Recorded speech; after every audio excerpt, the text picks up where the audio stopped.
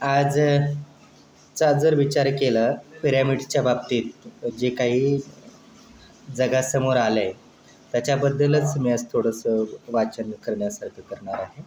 ऑस्ट्रेलियासारख्या काही लोकांच्या मते इजिप्तमधलं गणित देवळामधल्या पुजाऱ्यामुळे निर्माण झालं, पण त्यांनी जे पिरॅमिड्स बांधले त्यावरून त्यांनी गणितात बरीच प्रगती केली असावी असं आज आपण म्हणू शकतो. इजिप्शियन लोकांनी पिरॅमिड्स बांधताना जे गणित वापरलं ते दुर्दैवानं आज उपलब्ध नाही, पण गणिताचं सखोल ज्ञान असल्याशिवाय इतके भव्य पिरॅमिड्स बांधणं कोणालाही शक्य होणार नाही, हेही खरंच आहे. इसवी सन पूर्व 2900 वर्षापूर्वी हे जे अजस्र पिरॅमिड्स इजिप्तच्या वाळवंटात नाईल नदीच्या पश्चिम तीरावर बांधले गेले. एका पिरॅमिडनं 13 एकर जमीन व्यापली आहे.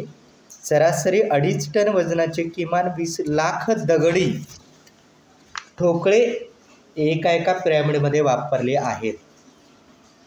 या अशा जड दगडी ठोकळ्यांना 200 फूट उंच चढण्यापर्यंत इजिप्शियन लोक यशस्वी झाले होते.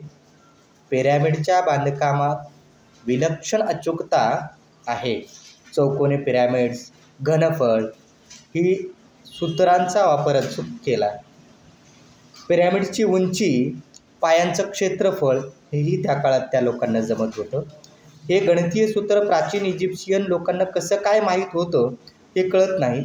यात आश्चर्यकारक गोष्ट म्हणजे पिरॅमिडच्या पायांच्या चारही बाजूंची बेरीज आणि पिरॅमिडच्या उंचीची दुप्पट यांचं गुणोत्तर रेशो अंदाजे 3.14 एवढं, म्हणजे जवळपासच्या पायाच्या किमती एवढं. म्हणजे पाय म्हणजे वर्तुळाचा परिघ आणि त्याचा व्यास, त्याचं गुणोत्तर.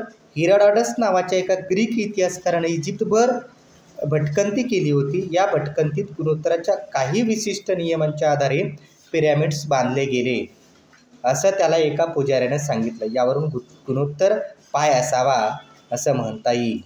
इजिप्शियन लोकांना खगोलशास्त्रातही प्रचंड गती होती.